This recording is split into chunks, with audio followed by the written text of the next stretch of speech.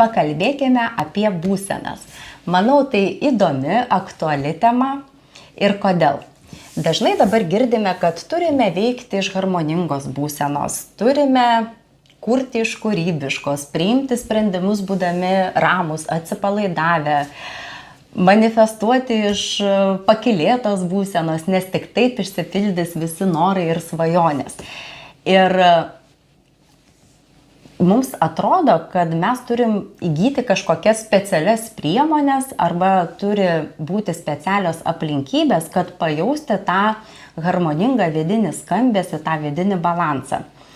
Ir tada kas klauso meditacijų, kas važiuoja galbūt į gamtą pabūti, kas lanko psichologo, psichoterapeuto kabinetą, kas atlieka kažkokius tai ritualus, bet esmė tokia, kad mums atrodo, jog mes turime įgyti tam tikrus įrankius, tam tikras, kaip sakiau, specialias priemonės, atsidurti tam tikroje aplinkoje, kad patirti tą vidinį susikaupimą, vidinę ramybę, vidinę pilnatvę. O pasirodo, kad būsenas įvaldyti, suprasti, atpažinti ir keisti galime čia ir dabar. Tam tai reikia išmokti būsenų kalbos. Lygiai kaip mes esame atsipalaidavę, gerai jaučiamės, komunikabilūs, mokėdami daug kalbų ir atsidūrę tam tikroj situacijoje. Jaučiamės ar ne pozityviai, jaučiamės energingi, nepasimetę, veiklus, imlus. Pavyzdžiui, jeigu reikia, aš bendrauju rusų kalba su žmogum, kuris kalba rusų kalba. Jeigu aš moku vokiečių, tada greitai persijungiu kalbu vokiškai, reikia dainuoju angliškai, skaitau ispaniškai. Kuo daugiau kalbų žinau, tuo esu laisvesnis, tuo esu natūralesnis, tuo geriau jaučiuosi kaip žuvis vandenyje. Tas pats yra su būsenomis. Jeigu mes jas atpažįstame, mes jas žinome, mes pažįstame jų gylį ir diapazono apimtį ir ką mes su jomis galime nuveikti, kaip jas išgyventi, kaip iš jų veikti, viskas yra daug paprasčiau. Ir pavyzdžiui, jeigu aš turiu būti aktyvus, kažką greitai sugalvoti, susikaupti, aš veikiu iš vienos būsenos. Jeigu man reikia kūrybiškumo, polėkio, įkvėpimo, tos vidinės mūzos, aš einu dar į kitą būseną. Jeigu aš noriu patirti kažkokius, tokius metafizinius pojūčius, apgalvojimus, apmąstymus filosofinius, kažką savyje atrasti tokio gilaus, dvasingo, aš einu dar į kitą būseną.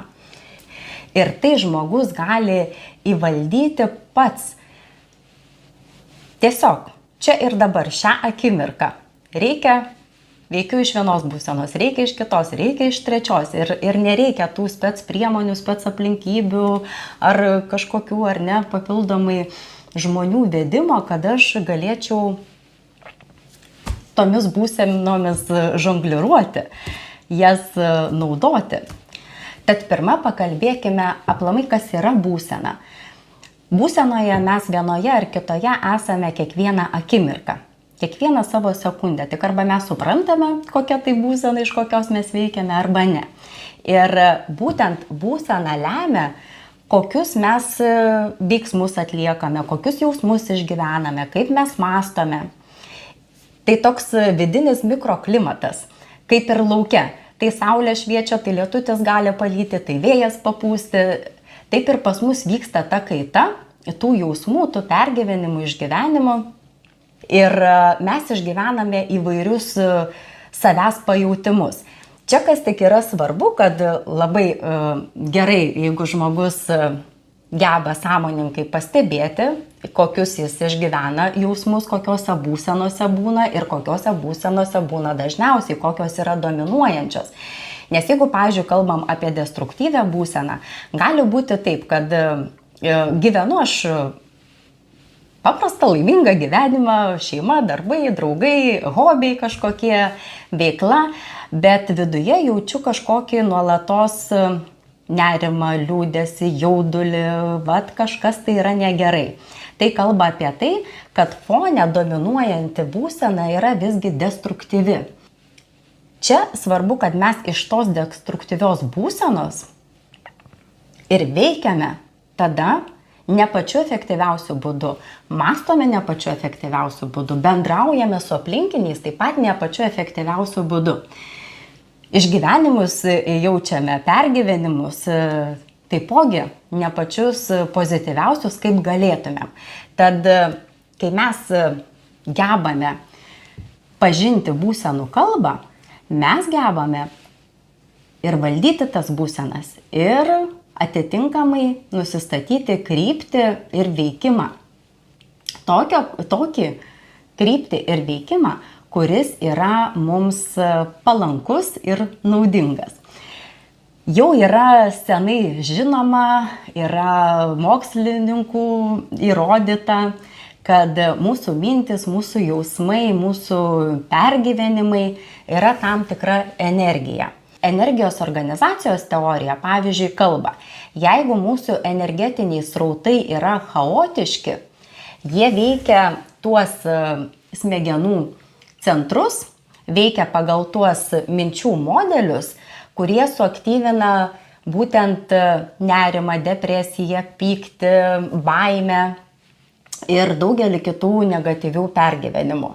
Jeigu mes tuos energetinius srautus gebame organizuoti, suvaldyti ir nukreipti, suaktyviname savyje tuos minties modelius, kurie kaip tik lemia gerą savijautą, gerą būseną, tai reiškia jaučiamės atsipalaidavę, ramūs, subalansuoti, tuomet dingsta vidiniai dialogai, prieštaravimai, liūdesys ir visi kiti jausmai, kurie mus stabdo, mus užgniaužia ir mus naikina. Tad čia ir yra tas raktas, ta esmė. Mums nereikalingos, kaip minėjau, tos specialios priemonės, kad jaustumėmės gerai. Mes galime čia ir dabar, žinodami kaip, save subalansuoti, sureguliuoti. Jeigu mes jaučiame, kad esame destruktyvioj nuotaikoj, destruktyvioj būsenoj, mes greitai perjungiam, pakeičiam ir veikiam iš naujos mums palankios jausenos. Pavyzdžiui, DFB metodikoje yra toks įrankis, mes čia mokinamės formuoti funkcinę sistemą, kurios dėka būtent išmokstame reguliuoti tuos energetinius srautus. Mes čia gebame sureguliuoti tiek fizinę sferą, tiek jausminę, tiek mentalinę, harmonizuoti tą vidinį skambesį. Taip pat mokinamės 16 būsenų kalbų. Atrodytų, kad gal tai nėra daug, kas čia tas 16, bet 16 būsenų kalbų tai yra didžiulis diapazonas, nes kiekviena būsena, nepamirškim, tai nėra kaip 2x2 ir 4. Tai yra visos lygtys, visos sąlygos ir visas didžiulis matematikos pasaulis, kaip pavyzdį galima pateikti. Taip, mes įeinam į tą būseną, mes ją pradedam atpažinti, mes suprantam, kiek ten orientuojamės, kiek mes jos suprantam, o po to mes plečiam tą diapazoną, jį didiname ir ten vis daugiau ir daugiau išgyvename tų patirčių, tų jausmų ir grįžtame į čia ir dabar, ar ne, periname į kitą būseną, į dar kitą. Tad tikrai labai yra įdomu, labai prasminga, labai naudinga pačiam išmokti, sureguliuoti ir organizuoti vidinius energetinius srautus, kurie ir lemia, kaip veikia mūsų sąmonė ir kaip mes jaučiamės savo gyvenime. Taigi aš kviečiu pagilinti savo žinias, kas yra diferencijuotų funkcinių būsenų metodika, kitaip tariant DFB metodika, ką jie duoda, kaip čia mokomės tos būsenų kalbos ir kaip jie iš tikrųjų pagelbėja mums gyvenime, kasdieninėse tokiose buitinėse aplinkybėse, nes tikrai mums labai dažnai juk ir reikia save suorientuoti, pakeisti savo savijautą čia ir dabar esamuoju momentu. Galbūt kai bendraujame su vaikais, su viršininkais, su draugais, kai ištinka čia ir dabar tos situacijos, kai negali įsijungti ausinukų ir klausyti meditacijos, kai negali įsijungti kažkokių tai praktikų, užsidegti žvakučių ar klausytis mėgstamo vedlio, mokytojo, dėstytojo,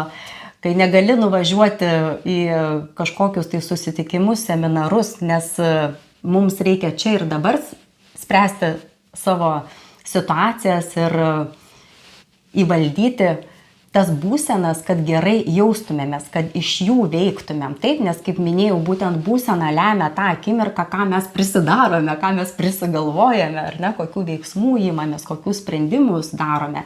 O po to jog ir turime tą rezultatą, kai kartais stebėmės, o kaip iš vis tai nutiko. Taigi, kviečiu jūs pagilinti žinias, klausant manęs, taipogi informacijos yra daug ir internete apie DFB metodiką, o taip pat aš palieku nuorodą jums į DFB metodikos kursą pas mane. Ten galite užsiregistruoti. Matydama jūsų registraciją, aš tuomet perskambinsiu, mes individualiai pabendrausime, kas yra DFB metodika, kokius gali jūsų pateisinti lūkesčius, ką iš jos galite išmokti, gauti ir ar tai jums iš vis yra įdomu. Tad visiems linkiu gerų, nuostabių, harmoningų, subalansuotų būsenų ir geros nuotaikos.